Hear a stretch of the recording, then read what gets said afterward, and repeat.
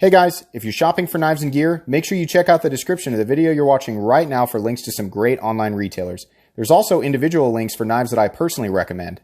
Thanks!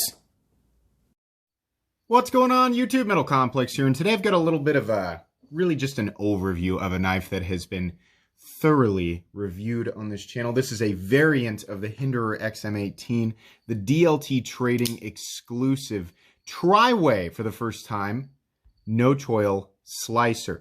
They have done the no choil slicer before, but the last time that they did it, it was pre-tri-way. So this is a big deal. And there's some interesting things, you know, versus the ZT0562, the history with that. We're going to talk about that a little bit. Let me start off by saying, at the time of this recording, this is still available. Guys, many people have heard me say this over and over and over and over again. The no choil slicer is the best starting XM, you know, especially for somebody getting into Hinderer knives for the first time. This is the one to start with. The skinny version of this knife is also incredible, just as good to start with, but it's not at the moment currently available. The skinny no choil slicer and the full size no choil slicer, which is what we're seeing here, are DLT exclusives. You can only get them at DLT. I've got links right down below where you can go check out at least this knife right now if you want to. But yeah, this is the best starting one. Why do I say that? Because the XM18 has been the same design for a long time, and they've just updated little things. They've changed the steel. They've changed a little bit the way that they sharpen the knives. The detents have been changed up. The tri-way pivot system has been added, but it's been the same design. So the design was an aesthetic, you know, thing that kind of, you know, was really based on, I don't know, I want to say like the 2010 to 2015 time period in the knife world, and it just ended up translating really, really well even here into 2020. But a lot of people look at these and they're like, I don't understand the fascination with these things, but I'm kind of tempted. I'm kind of, you know, wanting to understand what all the hype is about Hinderer knives, right? But in today's 2020 knife world, we've kind of pulled away from the overly thick blade stocks and the, you know, unnecessarily thick behind the edge designs. And we really want, you know, funny enough, we want cutting performance out of our, you know, cutting tools, right? So the slicer grind, number one, accentuates that. And number two, the fact that there is not a forward choil there, which is kind of a controversial thing in the XM18 line. Some people like it, some people don't. It's just not on there. You get the extra cutting edge. There's nothing in the cutting path, so you don't have to worry about, you know, do my fingers fit up here behind this choil, right? Are my fingers too big, or, you know, are they the right size? You don't even have to worry about it. There's plenty of handle room right here. You're nice and close to the cutting edge. Nothing in the cutting path. It's going to do what you want it to do, but it's still going to have that Hinderer essence about it, that kind of tanky, robust feeling, right? That very durable feeling. And then you get to enjoy all the other little luxuries that come with these now, the tri-way pivot system, etc., etc.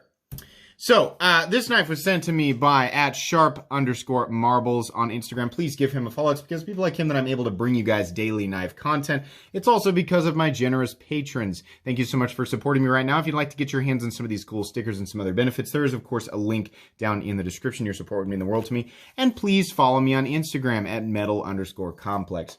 I have reviewed the XM18 completely and totally. If you don't know, I'm a gigantic Hinderer fan. Absolutely gigantic Hinderer fan. You can check out my Hinderer knives playlist on my channel. There's like over 60 videos that are dedicated to Hinderer knives, like actual Hinderer knives, and the you know, collaborations and things like that. What I'm saying is you're not going to get a review. This is a good knife. I recommend this knife. It's an expensive knife, $425, which is the standard price for an XM18, 3.5 inch, and the 3 inch, and then the XM24s, I think, run 600 or something like that. But yeah, this is a US made knife. Everything is made in-house, including the hardware. Everything is hand fitted, hand tuned, hand assembled. All of that stuff. There's a lot of time and effort that goes into these knives. They are incredibly high quality. I've seen more consistency from Hinderer. I've handled so many. A lot of you guys know I've owned 27 or something or other Hinderer, literally 27 different Hinderer knives. I've seen so much consistency in terms of quality. I have kept certain custom parts and you know, used them and installed them on newer Hinderer knives. This is my current XM18 3.5 inch. This is also a DLT trading exclusive. This is the non-flipper, but with a choil. XM18 in the Fullard Spear, DLT Trading exclusive Fullard Spear, right? I've used this titanium scale for 3 years ago. I had the same titanium scale, and I have put it on multiple Hinderer, and it always fits. It's always, everything just lines up exactly right. I love that. That's why it's so easy for me to recommend these knives. They are pricey. And that can be kind of a scary jumping off point for a lot of people, right? To spend that much money on a knife, is it really going to be exactly what I want it to be? Is it going to be centered? Is it going to be smooth? Is it going to lock up hard? Am I going to find little things here and there? There's always a chance that you're going to have some tiny little issue with it, but you can, if there's something wrong with it, you just send it back. But Hinderer knives, I've seen more consistency with them than any other brand. And the aesthetics, they speak to me. I like a more robust knife. I just really, really like how these things look and function. I am a huge fan of the tri-way pivot system, which for anybody who doesn't know is indicated by that symbol right there. It means that you have the option to switch out the internal the washers, right? You can have the phosphor bronze, you can have nylon, you can have bearings. It all comes with the knife. You can change it out whenever you want to. So that's great. Everybody can have their preferences. So not gonna, these come in at, I'm not gonna do the measurements. 8 1/4 inches overall, 3 1/2 inch blade, right? Weight, I want to say the G10 ones probably come in at about 5 1/4 to 5.4. Yeah, 5.43. So there you go. So that's going to be a little heavy for some people. If that's going to be too heavy for you and you still want a Hinderer, check out their 3-inch models or check out the XM18 Skinny, which I think is between 4.75 and 5 ounces. This doesn't bother me. This thing just seems to fit my hand really, really well. And it just feels, I don't know, it just feels robust and good. This is general information about Hinderer knives. With the no choil slicer here, you still have a bit of the issue with, the flipper tab being a little bit pointy, a little bit aggressive, and then you have kind of this harsh landing zone. Now, once you get used to that, it really is just kind of a mild annoyance thing. I wish that their flipper tabs were a little bit less pointy. That's one thing that I thought. This whole landing zone area down here, I always talk about that being a little bit rough, but truthfully, that's not nearly as much of a bother as the pointy flipper tab. But once you get used to it, yeah, it's just because you just kind of adapt to it and it just becomes second nature. You're really only going to notice that if you're just sitting on the couch flipping it hundreds of times, right? Then your index finger, after a while, you're going to go, oh, ow. That's it. That's all. It'd be nice if the flipper tab was a little bit knocked down, but it isn't, so whatever. Everything else is the same. They're using M390 on these. I think on mine it's M390 as well. Depending on, if it's a regular production Hinderer, like that's constantly offered through every retailer, or if it's like an exclusive, I think DLT does a lot of M390, but I've seen M390 instead of 20CV on lots of different versions of the XM. It's essentially the same steel with some added silicone. I keep saying silicone in M390, a little bit higher silicone content, which is trivial in terms of the end user's not going to notice that. But anyways, I'm rambling here. So why is this such a big deal? This version of the knife, other than it just being good, right? Complex is saying this is the Hinderer to start with, right? So, but why is it such a big deal? So when I was really getting into the knife thing years and years and years ago, I say, yeah, like it was 20 years ago. No, I've been a knife person for over a decade, but falling into the nicer part of the knife world happened about 2012, 2013. So I remember stumbling upon a picture of a Hinderer knife back then, and I think what I would have seen would have been the Generation 3, which looks just like this, except that the no choil slicers didn't exist, and the tri-way didn't exist, right? But I remember looking at it going, oh my gosh, that is beautiful. And I was kind of getting into the idea of a titanium frame lock. I was like, I didn't know they put titanium on knives, right? Again, this is 2012. So I thought that was cool. The idea of a frame lock looked cool, looked interesting, right? I look up the price of these guys. At the time, through Hinderer, I think they were $400, maybe a little less if you were military, law enforcement. Like $375 or something like that. And I was like, oh my God, $375 for a knife? That's crazy, right? Because I was kind of considering making a $100 to $150 purchase at a local Benchmade dealer. And then even that, I was like, oh, that's really hard to choke down. So a little more digging, I find out that, and maybe this was in 2013 or so, I find out that Rick Hinderer had collaborated with this company called Zero Tolerance to bring a more affordable version of this knife, the XM18, which, you know, they had the slicers with the choil, and they had the, you know, Spanto and whatever. So anyways, they created the ZT-0562, which was a slicer grind, but it didn't have the choil. It had the steel lock bar insert. It was on bearings. ZT was leading the way for flipping action at the time. They were also, you know, really like they were excellent in their price ranges, right? There wasn't a lot of like fierce competition, not nearly as much fierce competition in that price range for ZT as there is now, right? I'm getting so excited, I'm spitting all over the place. But not nearly as much competition for Zero Tolerance back then. So this was, oh my gosh, you know, people get it in hand. And the biggest problem with the XM18 was not necessarily just the price. It was the fact that you couldn't get it. I've said this, I've talked about this so many times. You could not get it. You had to go to the secondary market, and you had to pay $600, $700, or even $800 for an XM18 because they were small batch. They weren't being pumped out nearly as quickly as they are now, right? So people were like, wait, so I can pay $700 for an XM18, back then was generation 3 transitioning to generation 4, on nylon washers, no lock bar insert, has kind of a weak flipping action. Their detent wasn't great back then, right? Really thick edge geometry. Or I can pay $240 for, you know, the Zero Tolerance version of the knife in G10 and titanium, has excellent flipping action, has a better flipper tab, steel lock bar insert, has better edge geometry, right? Yeah, I'm going to do that. So for the longest time, the ZT-0562 was considered the better Hinderer, the one that wasn't actually a Hinderer. So that convinced me and a million other people. And I bought it. I loved it. I actually owned 3 different versions of that exact knife. It's great. The problem is that you still, for whatever reason, want the real thing. Some people escape this. Some people, you know, they get their hands on the ZT version of it and they're like, yep, I'm good with that. I'm fine. For a lot of us though, me included, especially, we just always have that, you know, I wonder though, I wonder, you know, if the real thing's really what's going to make me happy. In my case, yes, but, happiness came in the form of about 27 or so. And you can see most of those on my channel in the playlist for Hinderer knives. So that's essentially, you know, that went back and forth, and up until, you know, there was that's what people said about the ZT version of it, you know, because their M3, like I know people, you know, say that their ZT's S35VN heat treat's not that great, but I think their 20CV and M390 has always been decent. Haven't heard nearly as many bad things about it, right? Hinderer has always been solid in their heat treats. Should be, for the money that you pay, right?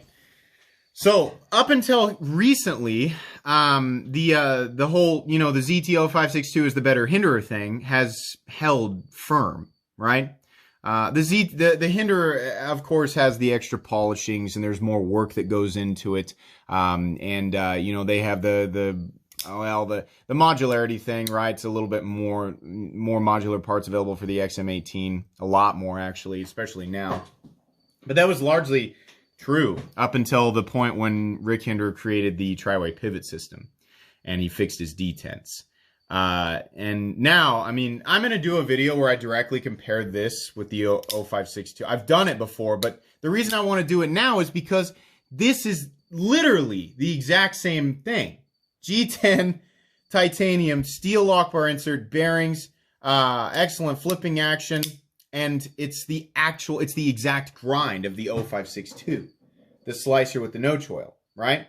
So if you've always loved that knife and you've been curious about getting into Hinderer knives, right? But it's just, oh, it's money, that's a lot of money. I want to make sure that if I'm going to do it, I'm going to get what I want. Then yeah, this is the one. This is the ZT that's based on the Hinderer that is actually the exact same thing as the ZT grind. How weird, right? But yeah, I'm going to do a comparison, and I'll pose the question, you know, that like in 2020 now, which is the better Hinderer, the ZT-0562 or the Hinderer no choil slicer? spoiler alert, this is a higher quality item. I mean, in terms of like the value, like it depends on where you put your value, right? Like I mean, talk about this. Everybody's value system is different. If you're only basing the value just on the materials, I can get M390 in titanium from Tucson for 106. I've heard that before, but they're not the same. Not the same amount of effort went into making those knives. And if you've watched Cedric Anita's channel here recently, then you'll know that Tucson might have a little bit of an issue with their heat treat. I'm not saying that 100%. I don't know that for a fact. I haven't tested it, but they've got a little bit of up and down in the heat treats on their, like he tested the S90V, and it was the hardness was not where it should have been. Anyways, my point is that knives are not all, just based on it. Like M390 titanium and G10 is not like what this should be worth. That's not a perfect foundational system for value, but some people think of it that way, right? You're talking about utility. Which knife will, perform better? They're both going to perform almost exactly the same. I mean, let's be honest. They're both, this one's probably a tad thicker behind the edge, but for regular EDC, which is what 80% of us are going to use these knives for, the Hinderer or the ZT, they're going to, function about the same. Now, which one is more polished? Which one there is more care and attention? Which of those is the more premium item? 100% the Hinderer XM18 is the more polished item. There are maybe a handful of people out there who have handled multiple of, like, if I have somebody tell me that the ZT is the more polished item, I'm going to first want to know, how many, have you handled a bunch of each? Have you handled multiple 0562s and multiple Hinderers where you can say, that there is a more of a consistency of quality in ZT over Hinderer, and on top of that, that quality is higher and more polished than the XM18, right? Maybe there's a handful of people out there who will say that, but most of the time, I'm going to assume people who are saying that or leaving comments and saying that are people who just own the ZT 0562, have never handled a Hinderer, and are just wanting that to be the case, which is fine. Enjoy, love what you love, enjoy what you've got, but if anybody who's handled both, especially multiple variants of both, they're going to tell you the same thing. The Hinderer XM18 is more polished. There's just having them side by side. I mean, even seeing it on a video, right? People say, I've seen a video, I'm not seeing that. Experiencing it, having it in hand, right? And seeing all of the little teeny tiny fitment things and the little tiny polishings and the little, just a lot of times it's just the clickiness, the disengage. The ZT 0562, here's the best way to put it. Go to a dealership, go to any dealership and look at one model of vehicle. Go look at the trucks, right?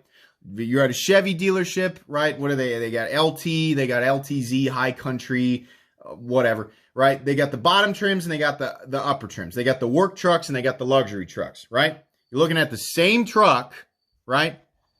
ZT, open the door and then close it, right? On the base trim. Do it multiple times, get a good feeling for that. Then go to the nicest trim. If you're looking at GMC, it's Denali. If you're looking at Rams, it's the limited, the Ford's limited platinum, Ram is limited, right? Base model, open and close the door multiple times. Then go to the high end and feel the difference, the quality in just the closing of the door. Does that matter that much? Not really, but it is there. And anybody who says it doesn't exist or you're imagining it, they're in denial. There's definitely a difference. Those little teeny tiny excess feeling things are present in things that cost more money, and that is exactly the same experience that I have with the XM18 over the 0562. It opens, it closes, it's got a good detent, right? It fires hard. But just the little time, the disengagement of the lock, moving the blade, feeling it fall down, the click into place, and then the firing, it's pretty good. But versus this guy, it's a different experience. This is just a little bit smoother, a little bit more clicky, a little bit more satisfying to open and close and hear and feel, right? This has a different effect on the senses over the 0562, right? And again, there's probably a handful of people who will disagree with me, but most people who have actually handled both will tell you there is a difference, right? Is it enough difference to pay what is it? The 0562CF is carbon fiber, that's carbon fiber and titanium. That's 260. The titanium one's 280, right? So 425 versus 260 or 280, is it worth that much more money? It depends on where you put your value. A lot of times, if you're considering it, right, you're looking at this and you're even thinking about it, if you get a chance to handle one, you'll probably go ahead and make that choice. But for everybody else who doesn't have the opportunity to handle one, you're just gonna have to take my word for it. If you've got an 0562 right now, you're watching this video, you're probably always gonna wonder what the real thing is like. So you might want to just go ahead and get it. If you are just stumbling across this video and you're like, I've never handled the 0562 or the Hinderer, which one should I start with? That's entirely up to you. You buy the 0562, you're probably going to be happy with it. You go with this guy, you're also going to be happy with it. But if you own the 0562 and you're aware of this guy and you're watching videos like this, like I said, you're always going to wonder what the real thing feels like. Boy, what a rambly, messy episode. If you're new to my channel, welcome. This is what I do. I've been doing this for, gosh, going on 3 years now. Probably not going to change the way that I do my videos. Every now and then I get somebody going, oh my gosh, you go off on all these different subjects. You really need to structure this. You really need to have notes. You really need to have a script. Nah, I don't do that. I like to just ramble and say what comes into my head. This is definitely one of the best XM18 variants that exists. Functionally and just I don't know. I aesthetically, I really like the look of the no choil. I think this is the one that's going to make the most new people happy. And if you're already a Hinderer fan, if you've never owned this version of it and you're just itching to get another one, this is a good one to pick up. These are available right now. When they're gone, it'll be one of those things that people constantly seek out on the secondary market, and it'll become difficult to find for a while. And then eventually DLT will do another run. So if you're here at the end of the video and you're like, I can't afford it right now, but I want it, and I'm afraid they're going to sell out, then if they sell out, they'll probably do it again. This is a pretty good seller for DLT trading, right? This isn't, Hinderers don't do the Spyderco thing. Like if you buy a Hinderer and then you decide you want to sell it, they retain their value pretty well. Even rare versions of standard production variants of the XM18 on the secondary market don't go for that much more than what they originally sold for. It's a kind of a nice, Hinderer's got a nice secondary market economy, right? It's just, it works out well. People don't get super angry about the print, right? It's not like what it used to be with Hinderer knives. So I kind of talked about everything that I would talk about in the ZT0562 versus the Hinderer no choil slicer video, right? But I'm going to do it again anyway. We're going to talk about it. I'm going to do my best to zero in on some of the little tiny elements that I think makes the, excuse me, I ate a handful of almonds like right before the video, and it has decided to attack me now at the very end of this video. But anyways, I'm going to do my best to zero in on a bunch of little elements that I think make the Hinderer the better choice now, because I know that that's still a pretty fierce argument. But just so people can see, for people who don't have the opportunity to handle them side by side and are trying to decide if they really want to spend all this money, right? I can help those people make a decision either in favor of or in favor of the XM18 or in favor of the ZT, right? But my opinion is, officially, I love both the knives. The Hinderer is a higher quality item. It is definitely worth more money. To me, it's absolutely, 27 times over, it's worth more money. But anyways, guys, I think that's going to be pretty much it. This wasn't really this is a weird sort of discussion / ramble video on the Hinderer XM18. But yeah, check out the links down below for this guy. I will link this guy. I'll link Hinderer knives in general, parts and accessories, and the ZT0562 so that you guys can go check out whatever it is that you want to check out. Be sure to follow me on Instagram at metal_complex. That's going to be pretty much it today, guys. If you enjoyed this video, please leave a like. If you'd like to check out my other content, I do, of course, have lots of videos of knives that are either expensive or inexpensive that I do or don't like, so check those out. And if you enjoy all my content, go ahead and click on that Metal Complex logo right there and subscribe, because there's definitely more coming. Thanks again for watching, everybody, and have a great day.